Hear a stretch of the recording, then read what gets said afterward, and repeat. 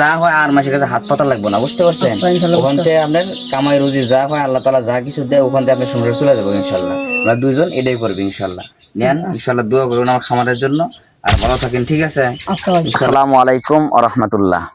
আজকে আমরা চলে এসেছি মুত্রাপুর ইউনিয়নে খাদুলি গ্রামে। এখানে আসছি আল হেলাল ভাইয়ের বাড়িতে। আমরা শুনতে পারছি যে হেলাল ভাই অনেক অসহায় এবং খুবই আর্থিক অনটনে আছে, এবং তিনি কর্ম করতে পারে না, কাজকর্ম করতে পারে না, এবং তার এই অক্ষমতার কারণে তার স্ত্রীটাও চলে যায়। আমরা তাদের সততা যাচাই বাছাই করার জন্য আসছি, এবং তার হাকিকত এবং তার বাড়ি এবং তার সাক্ষাৎকার নেওয়ার জন্য আসছি, এবং তার বাড়ি দেখতে আসছি যে আদৌ কি সত্য কিনা যে ভাই কত অসহায় আছে।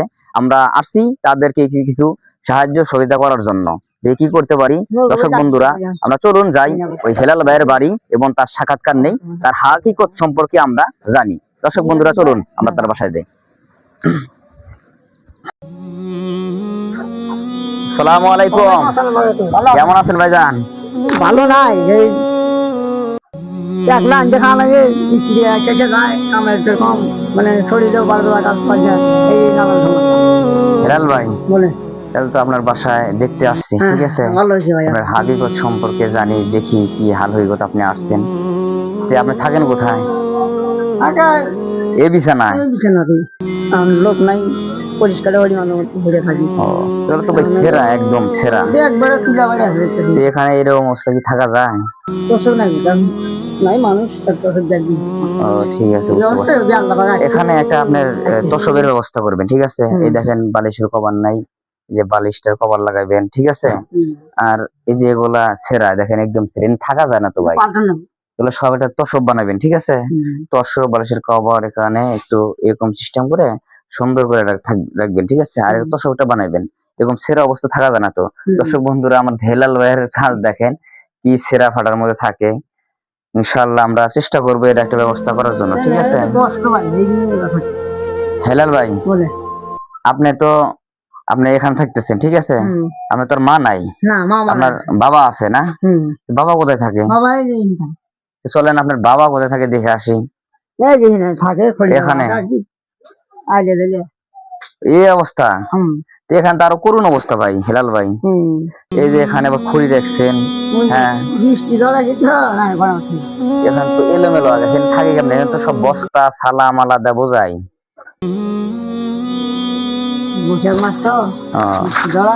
আর আপনার এই ঘরের অবস্থা তো বেশি তো ভালো দেখতেছি না হেলাল ভাই। ওই যে ভাঙ্গা চূড়া এনে তো বৃষ্টিতে পানি পড়বে, হ্যাঁ, এগুলা মেরামত করতে হবে তো। হ্যাঁ, আর এই ভাঙ্গাচুরা ঘর এগুলো মেরামত করে, কারণ কাল বৈশাখী জ্বর, ঠিক আছে? আপনার এই যে তুফান আসবো, বৈশাখ মাসের তুফান, তারপরে এগুলো তো মনে করেন তুফানে সব ভেঙে চুরে যাবো, ঠিক আছে? হেলাল ভাই খাইছেন কি দিয়ে? ভাই কালকে বাজারে আমার এখানে থাকেন, বিড়ালিরা লাভ দিয়ে ওঠে না? হ্যাঁ,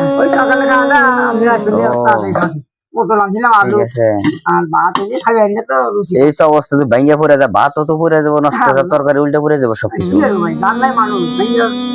দর্শক বন্ধুরা, হেলাল ভাইয়ের কাম দেখেন, সগদ আগেলকার যুগে আমাদের মজা এরকম বাইন্দা রাখছে, এরকম ভাবেই রাখতেছে। এতটা র্যাক কিনতে পারতেন, র্যাকের মধ্যে রাখতে পারতেন। হ্যাঁ আচ্ছা ঠিক আছে, ইনশাল্লাহ আমরা ব্যবস্থা করে দিব। রান্না করতেছেন এখানে না? আর টিবল পর এখানে দর্শক বন্ধুরা দেখেন হেলাল ভাই টিবল একদম ছোট ভাই, টেবেন কেমনে? মানুষও ছোট, টিবলও ছোট, ঠিক আছে? ভালো হয়েছে, ঠিক আছে? তাহলে তো একদম জীর্ণ শীর্ণ আপনার একদম বাড়ি দেখতেছি। এই অবস্থা দর্শক বন্ধুরা, একদম খুবই করুণ অবস্থা হেলাল ভাইয়ের।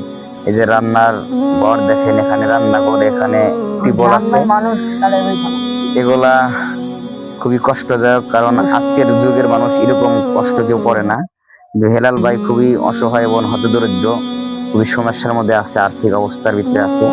যে আর্থিক খারাপ যদি হয়, তাহলে আর্থিক অবস্থা যদি খারাপ হয়, তাহলে তার পাশে কেউ থাকে না।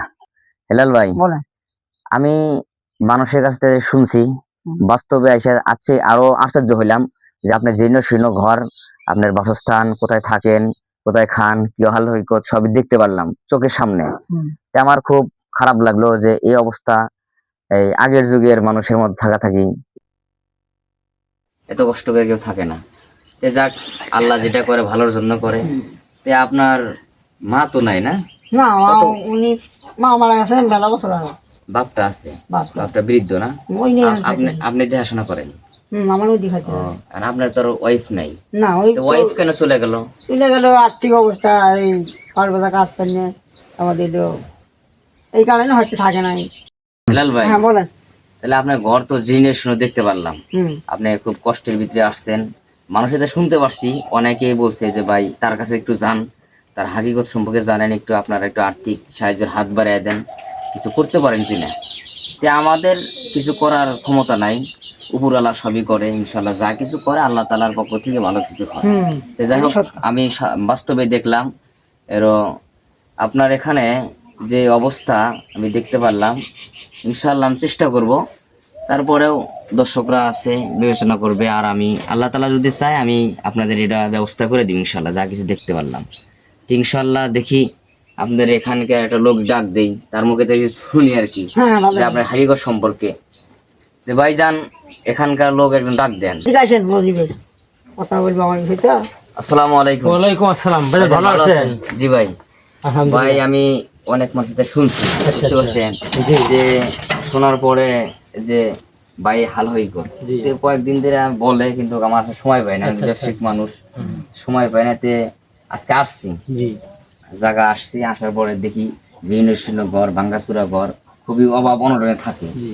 তে আর ওয়াইফ কেন চলে গেল, তার দুঃখের কথা একটু বলেন। আসলে আমরা কি আসলে করতে পারি কথা তার কি জন্য? আমাদের এলাকার মধ্যে অত্যন্ত একবারে নিপীড়িত এত হতদরিদ্র মানুষ। এনাদের মনে করেন যে খাওয়া দাওয়ার মতন যে কোনো ব্যবস্থা, কোনো জমি জমাও নাই। উনি যে শারীরিক অক্ষমতার জন্য কাজও করতে পারে না, আর কাজ না করার কারণেই এত নিম্নস্তরে চলে এসেছে। আর আসল ঘটনা হলো যে টাকা যদি কারো কাছে না থাকে, জি ভাই। তার বউ তাকে দেখতে পারে না। জি, জি, আমি অন্য বিভিন্ন জায়গায় দেখছি যে কেউ যদি দুর্বল হয়, তার বউ ভিক্ষা করে হোক, মানুষের চায়ক হয়, ফেতনা তুলে হোক, কামাই করে খাওয়ায়। কিন্তু এমন এক অসহায় হয়েছে, এই অসময়ের সময়ে অর্থ না থাকার কারণে তার বউটা চলে গেছে। তার মানে বুঝে দেখেন যে তার মনে এবং পরিবারে কি পরিমাণ কষ্ট। তার যে বাবাটা আছে, সে বাবাটা মাসের দুয়ারে হাত পে দেখায়, অনেক কষ্টের অসুখ কথা। বিসুখ। হ্যাঁ হ্যাঁ, এই কথাটা বলতে আমার নিজেরও অত্যন্ত কষ্ট হচ্ছে ভাই। আমি আর বেশি কিছু বেশি বলতে চাই না। আপনি ওই অল্প থেকে বুঝে নিয়েন যে আসলে কি এখন অবস্থা। ঘটনা হচ্ছে ভাই, এই যে ভাইটার দেখে আমার খুব মায়া লাগলো, ঠিক আছে। জি, জি। এবার এই ভাইয়ের জন্য আমি কি করতে পারি ভাই? আপনি গ্রামের মানুষ হয়, একটু বলেন যে তাকে কি কাজ করে দিলে যে একটা আর্থিক অবস্থা কাজ করতে, মানে তার ভাই প্রত্যেক দিন তো আমি টাকা দিতে পারবো না, ঠিক আছে। জি, জি। তাকে আমি হয়তো কিছু টাকা দিয়ে গেলাম, তার বাজার সদাই খাইলো, কিন্তু তাকে কি করলে ভালো হয়? আসলে ঘটনা ভাই, আমাদের গ্রামের যাচ্ছে এরা কিছু কিছু সহযোগিতা করে। বলেন তাহলে হেলাল ভাইয়ের জন্য আমি স্থায়ীভাবে কি করে দিলি তার ব্যাপার আর্থিক হচ্ছে, অবস্থা আমি এই এলাকার লোকজন কিছু সহযোগিতা করছে, সেটা জি। খায় ওরা শেষ করে দিয়েছে, বুঝছেন। আপনার সাথে ওদের সহযোগিতা করবেন, খাওয়া শেষ করে দিবেন। অথবা হয়তো ওদের ঘরটা অনেক খারাপ, পানি জি, পড়ে, জি ভাই, দেখতে বুঝছেন, পাচ্ছি। বৃষ্টিতে পানি পড়ে এবং সামনে কাল বৈশাখ, এর সময় একটা ঘরের ব্যবস্থা করবেন। আর ব্যাপার হচ্ছে, এমন একটা কাজ করে দেন ওই যাতে ভবিষ্যৎ স্বাবলম্বী হতে পারে, জি, জি। সারা জীবন যাতে মানুষের দ্বারে হাত পেয়ে চাই খেতে না হয়। একটু ব্যবসা লাইন করে দেন, যে মনে করেন যে উনি সারা জীবন স্বাবলম্বী হয়ে উনি ব্যবসা বাণিজ্য করবে, কারোর দ্বারে হাত পারো না। যেমন আমি শুনছি যে আপনার গানলের খামার আছে, জি, বুঝছেন, ওখান থেকে যদি মনে হয় যে কিছু গানল দিয়ে ওকে যদি মনে করেন যে একটা কর্মর ব্যবস্থা করে দেন, তাহলে এটাই সবচেয়ে বেটার হবে আমার এই আমি যদি আমি 5টা 10টা গারল ভেড়া দিয়ে আমি আপনার খামার করে দিই, আপনি পারবেন ইনশাল্লাহ? রাখতে পারবেন না? হ্যাঁ আল্লাহ দিতে পারবো।